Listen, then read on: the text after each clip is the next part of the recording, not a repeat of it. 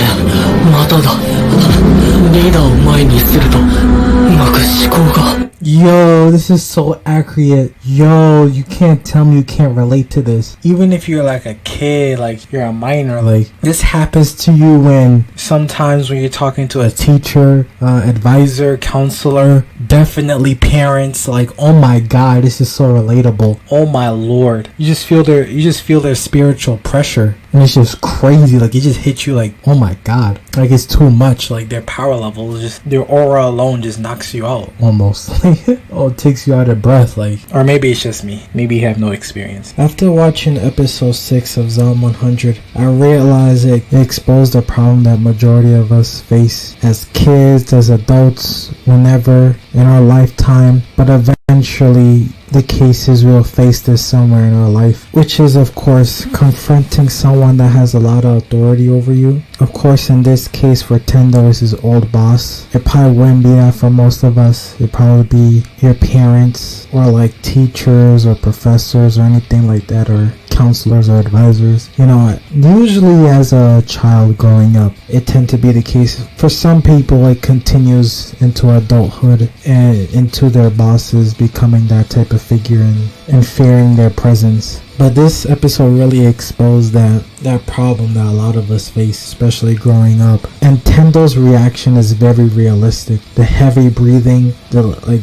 not being able to speak, like lost for words, not knowing what to say either, just overwhelmed with emotions. And every word that the authority figure says is just, it feels like a heavy punch, like a heavy hit to the gut. And like I said in the intro, the only way to overcome it is through, well, First of all, I should say is you have to control your breath. Like it all starts with your breathing. Like you have to gain control with your breath. Like, because that's like usually the first thing that goes away is like you have a hard time breathing and speaking. Well, depending how bad it is for you, I guess. Some people could breathe normally, but like usually what helped me out is you might have to like tune the person out. Like I know it's hard as hell, but hell, even close your eyes if you have to do it. You know, I tried this before. I literally close my eyes as the authority figure is speaking to me, whether it's a parent or whatever, and just focus on my breathing.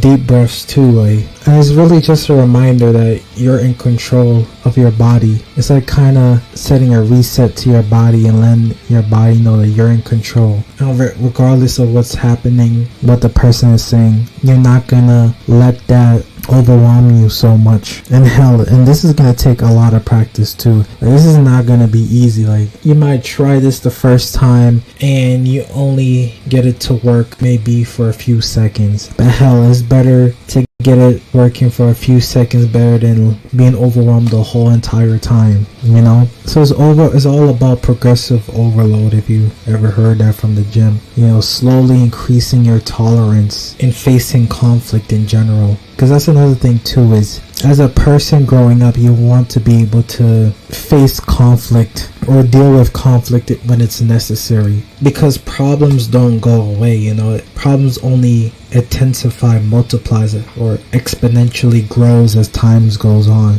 All of us experience having problems and we try to escape from it, to ignore it, you know, brush it aside, but it always comes back to us eventually down the line, and it comes back 10 times harder, you know. So that's another reason why this is very important, because you want to deal with the issues while they're still as small as it is. Even though it feels big right now, it could get, you have to remember, it could get even bigger later on if you keep it suppressed for so long, I should say. And you probably experienced a problem like that before, where you ignored it, you suppressed it, and then it came back 10 times stronger, you know. So that's like my best advice for Tendo. I'm curious to see what he's gonna do in the next episode to overcome this authority figure, his boss, you know, his trauma of working a 9 to 5 or 9 to 9, I should say, 24 hours and not 12, of course, because this is really gonna be his biggest obstacle into doing what he wants. Because like man, I forgot the girl's name. I think it's